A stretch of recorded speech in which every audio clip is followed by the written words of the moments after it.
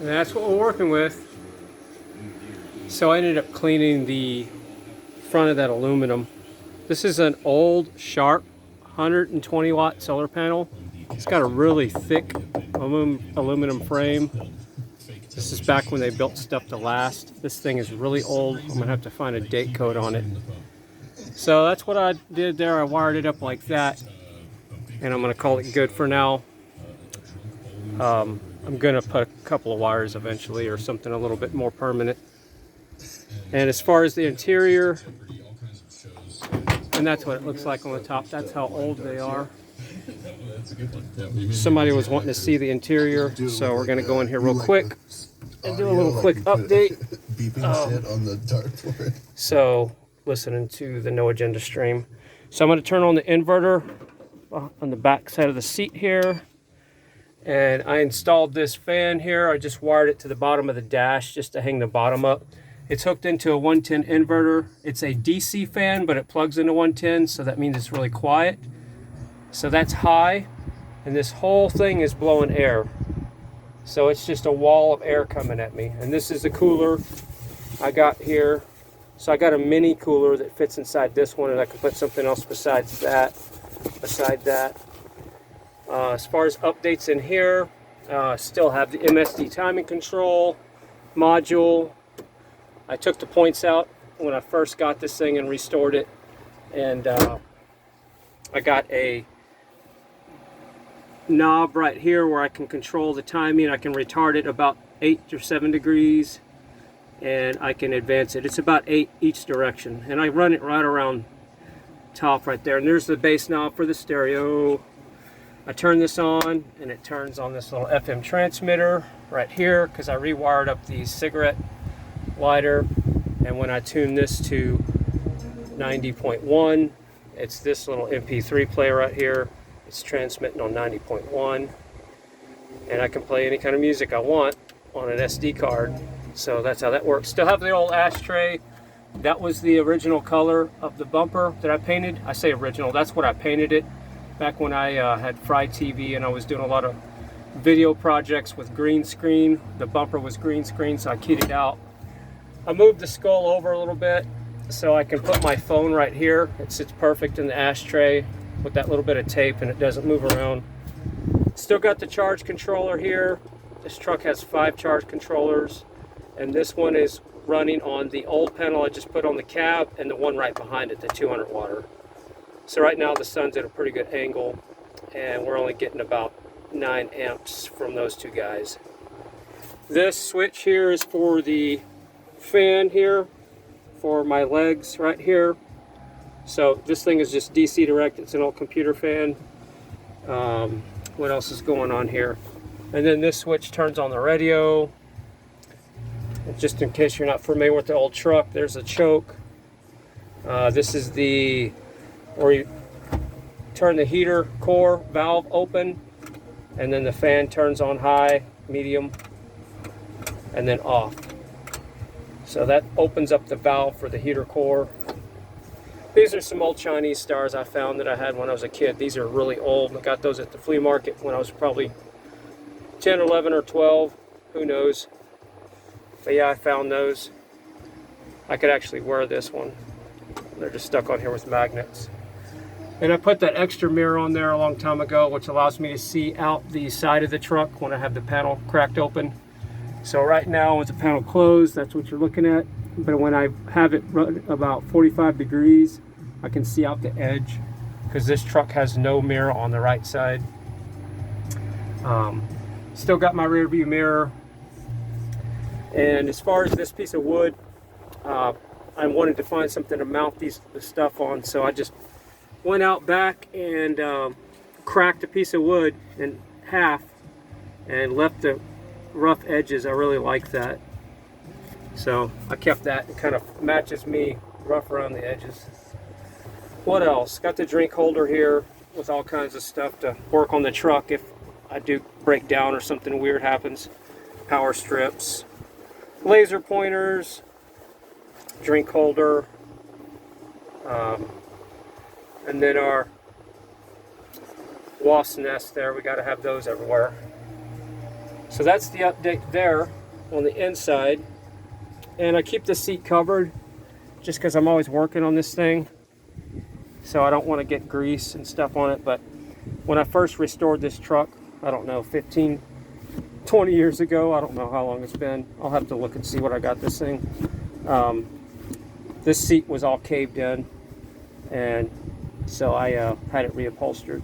That's the only thing I didn't do to this truck is do the seat, but that's what it looks like. So I keep it covered up. I need to get just a real seat cover to put over this thing or something. But even at the car show, I forgot to uncover this.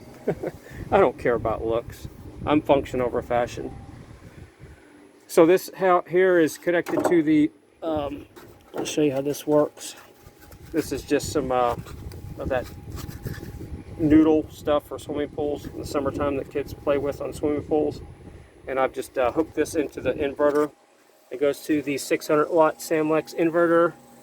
I don't know if you can see it right there, but we'll go ahead and turn that fan off. There we go. So that's what this power outlet goes to. So I have the 600 watts here that we can put right there, and I have the gas cap that goes over that, and it says high voltage on it. As far as back here, I have my other charge controller, and I got it on a thing where it can swing out when these are not tied down. You can swing it out so you can hook this up a lot easier. This one's hooked up to the back two 200 watt panels. So the front 200 watt and 120 watt goes to that charge controller. The next 200 watt panel and that one, those two go to this charge controller. These are all pulse width modulation charge controllers. So no MPPT here because I've got low voltage panels. And then this charge controller goes to the back one. It swings up and down. That's also a 200 watter. And then these two charge controllers, this one goes to that 100 watt panel, and they have separate amp meters I put on them. And this one goes to this 100 watt panel. So that's all the charge controllers and the panels on the truck. There is 1120 watts. That's probably good for now.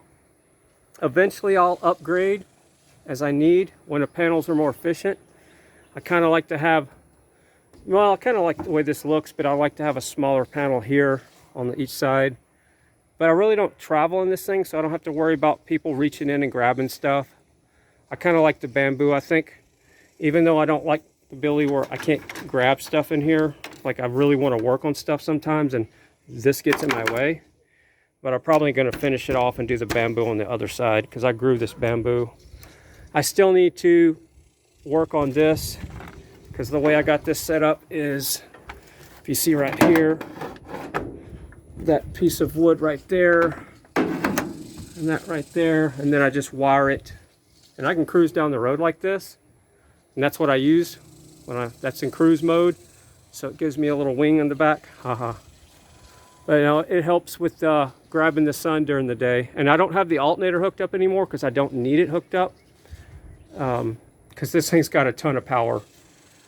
But the problem is I only have one bolt, one small bolt on this back panel on these hinges, so I'm going to have to drill 2 more holes here and here, because that's the weak spot, to upgrade my situation there, because that's not cool.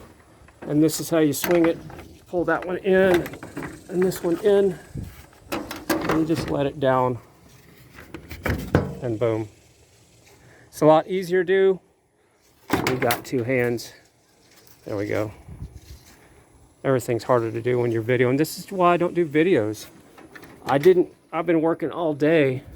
I just don't have time to sit there and record myself. So I knew I was going to do a part 2 about the solar panels in the front, but I was working on Rusty Watt today. And yeah, the reason why I have this cardboard on the hood all the time is in the morning, most of the day, I don't want the sun baking all this old rubber on the dash. Not on the dash, but on the windshield, because it's already cracked really bad. And it keeps it a little cooler. And also this panel keeps it cooler in the cab, because it keeps a lot of the heat, direct heat, off of the cab, because there's no insulation here. So that's what the cardboard's for. And this old thin film panel doesn't work. I got 3 of these. Paid almost 700 bucks for these things, for 3 of them. HQST, garbage. I would not recommend buying these models that have the solid. They quit working after 6 months. All same panels. They all stopped working within about a couple weeks of each other.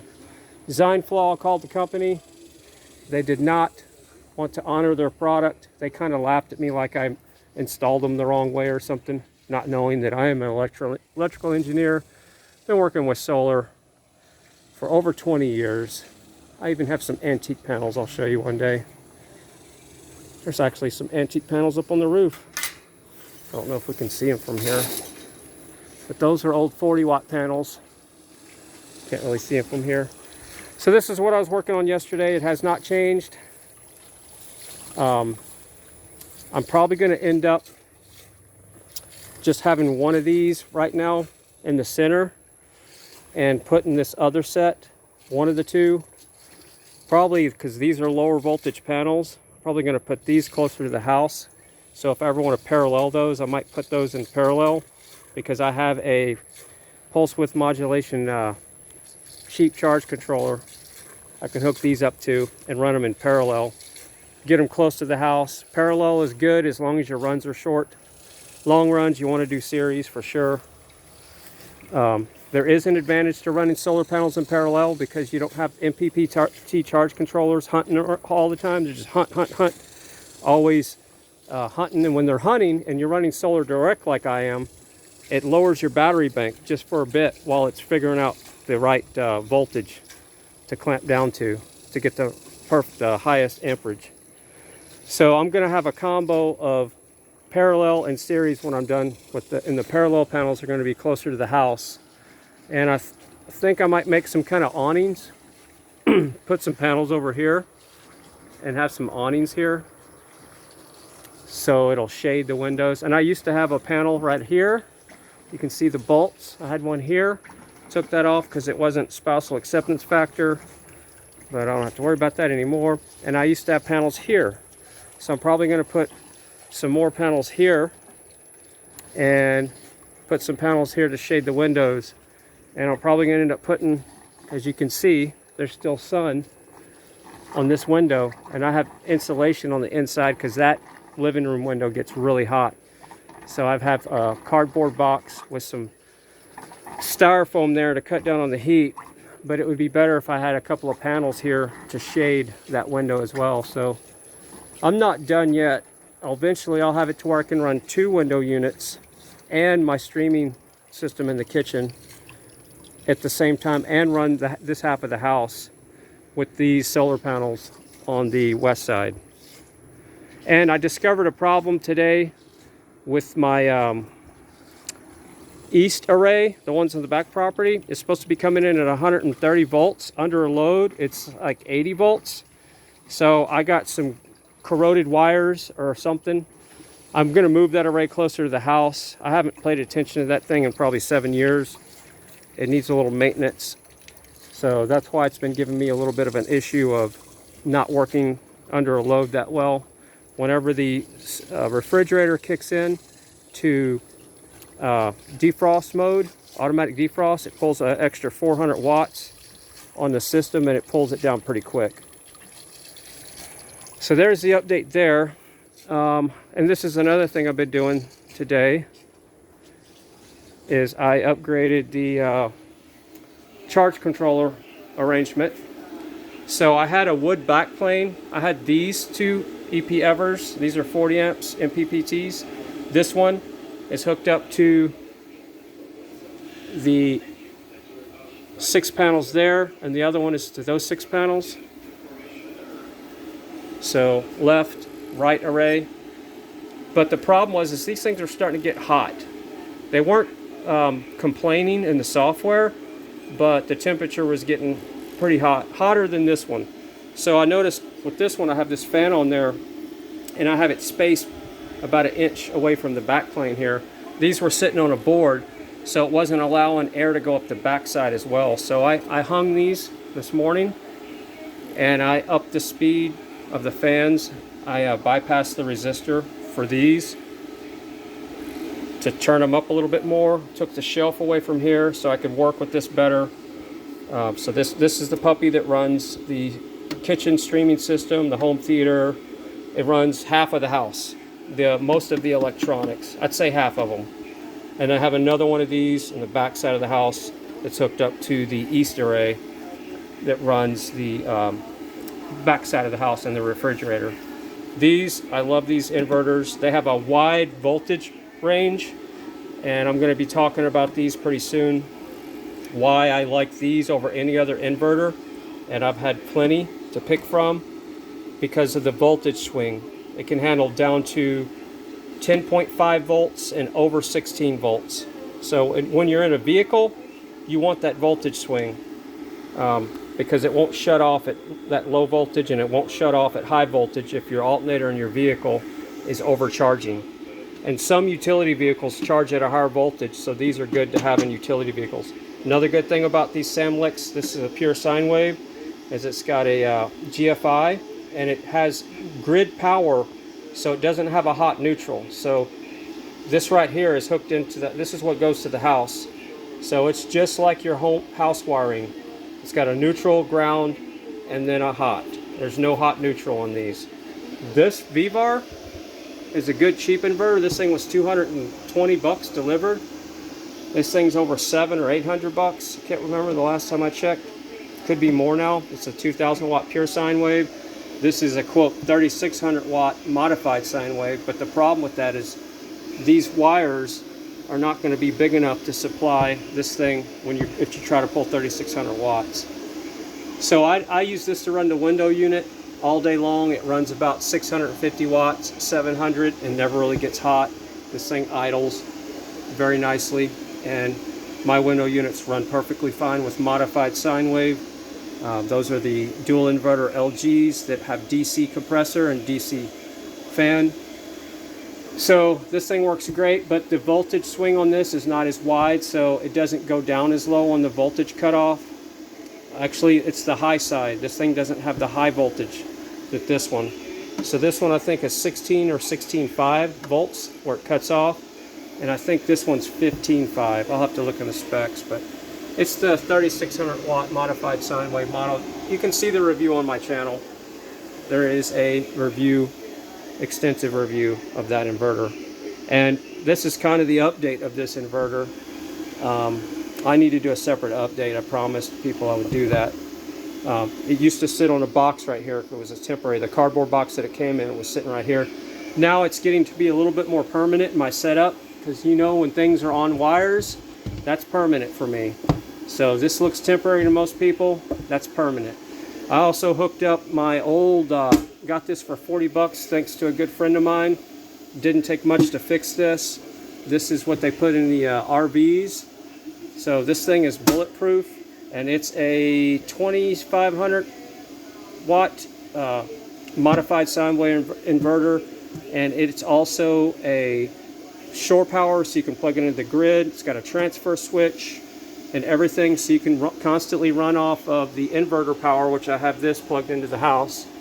So if I want some dirty power to run a toaster oven or a toaster or a blender, anything, or resistive power like a space heater, this is my go-to. But it also has a battery charger built in. When you plug it into the grid, it'll charge up to 130 amps on the output side. So I've seen it go up higher than that, by the way. And look at the thickness of this cable. This is not no joke. This is a really big cable. So this is the real deal. Got it for 40 bucks. Didn't take much to fix it. And it's a Freedom 25. And I think Xantrex makes this. I can't remember. It's up here somewhere. And guess what? It's made in the USA. That's not made in the USA. And I still got my 4 AGM batteries. They're all paralleled. Let's see, what else were the updates for today. That's about it. I'm going to be adding more charge controllers. I used to have this thing filled with charge controllers and boards mounted here. You can see all the holes. Taking everything off.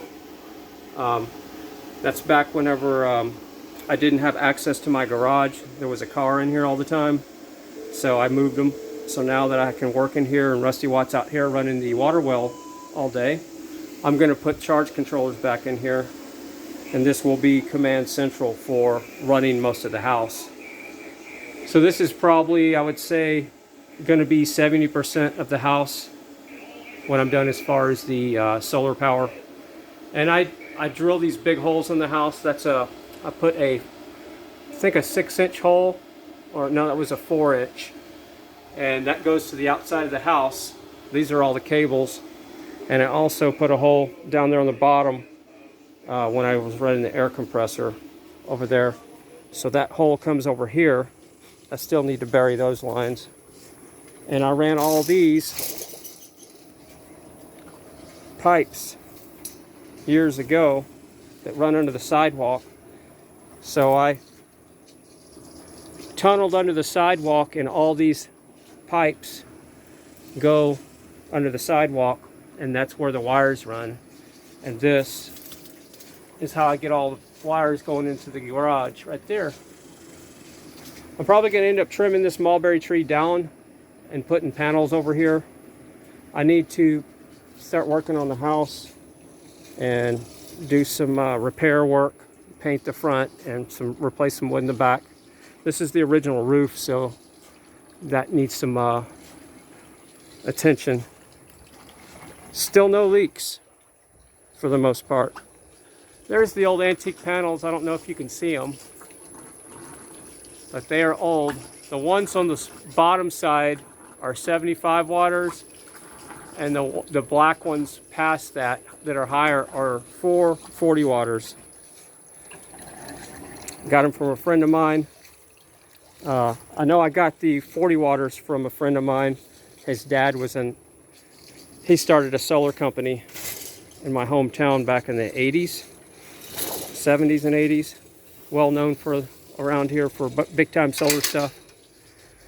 So I think that's the update. I'll take you real quick to the back charge controller you probably haven't seen before. And I think I'm going to call it good for this one. Keep this one a little bit shorter than yesterday's. Yesterday's was way too long. Just having that one window unit running all day makes a world of difference. So here's the charge controllers. This is the one that is hanging off to the side, and those are the two that I took the back plane off of. So got 3 meters there. This is the V-bar inverter. We'll go ahead and turn that off. That's the one that runs the window unit all day. And then this is the timer that runs the Rusty Watt well, and it's pulling 344 watts to run my water well right now. It runs all day long when the sun's out. We're going to go ahead and turn her off to give old Rusty Watt a little bit of rest. Boom, we're off, and we're down to no watts. There we go.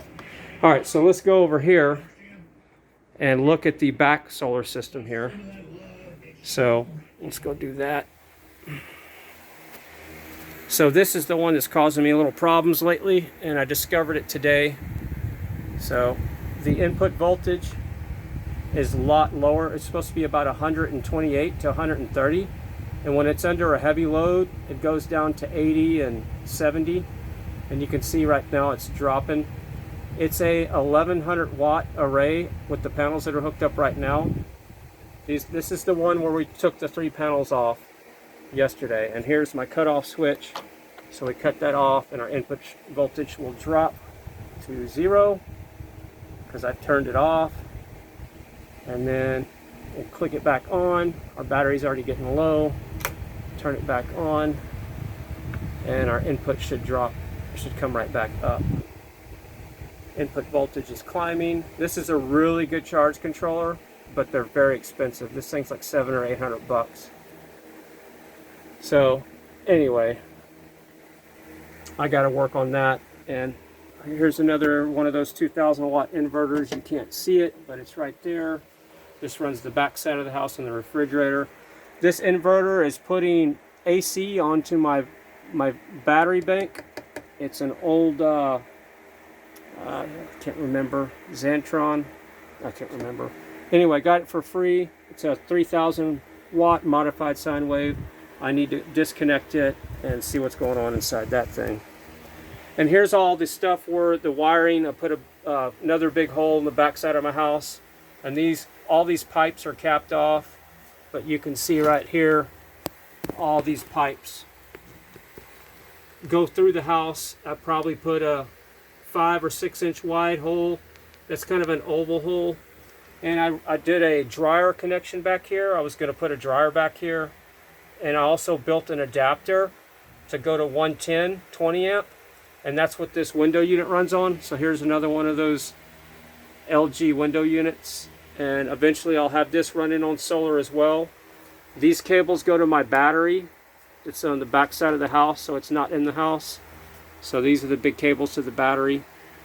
And I only have one lead acid battery back there. Here's where my fiber comes in. AT&T fiber, gotta love it. There's my router, AT&T router. You can't see it, but it's there. There's my old router for backup. Here's some more network equipment, battery charger.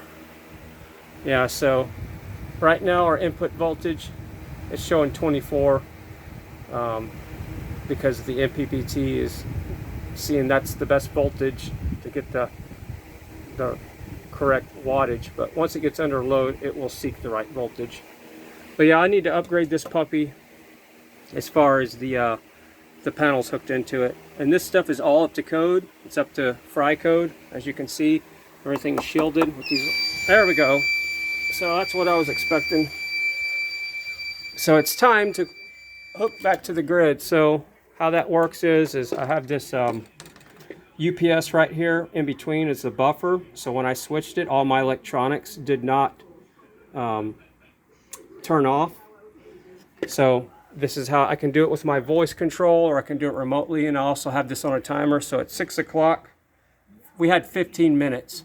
But because I turned off the switch, it kind of freaked it out.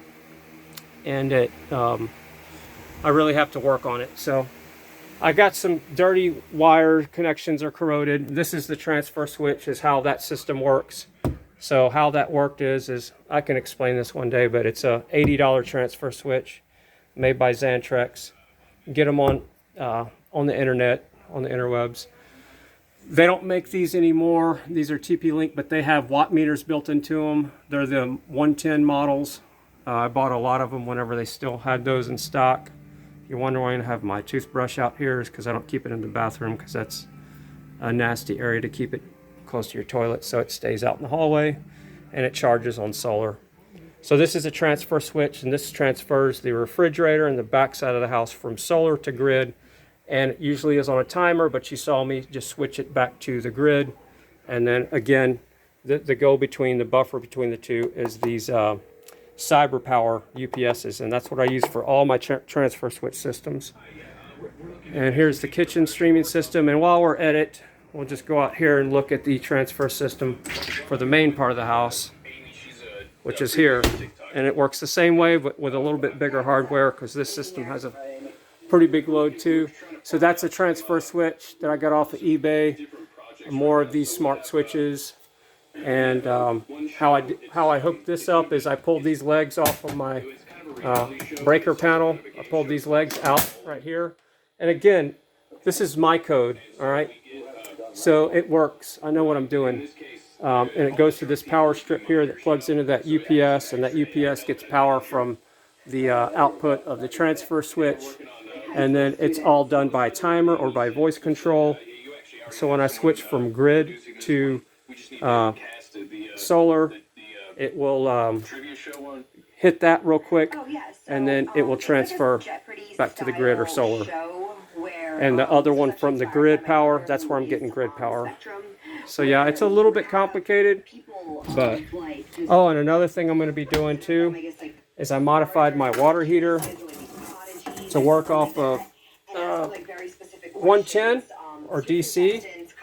So I have this wiring right here, or I hook to the bottom element with the hot and the top element with the neutral, and then I series them two together, and it pulls about a 500 watt load on any inverter.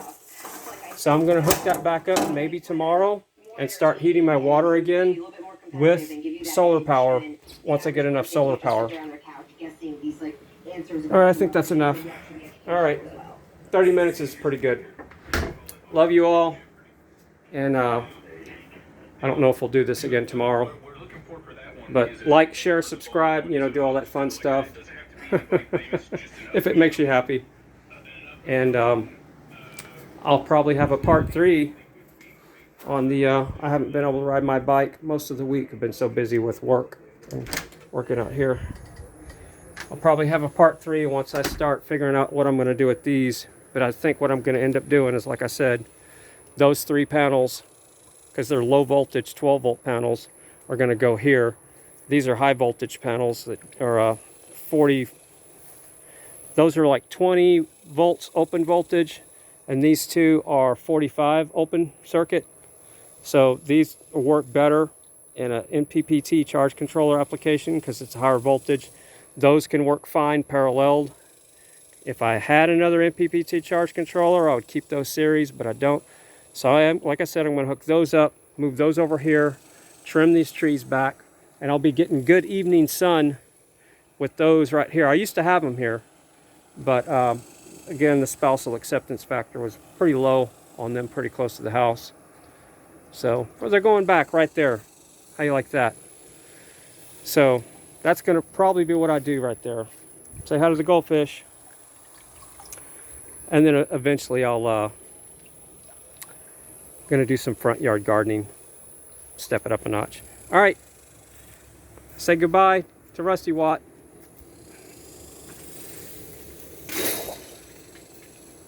I think that's enough solar for now.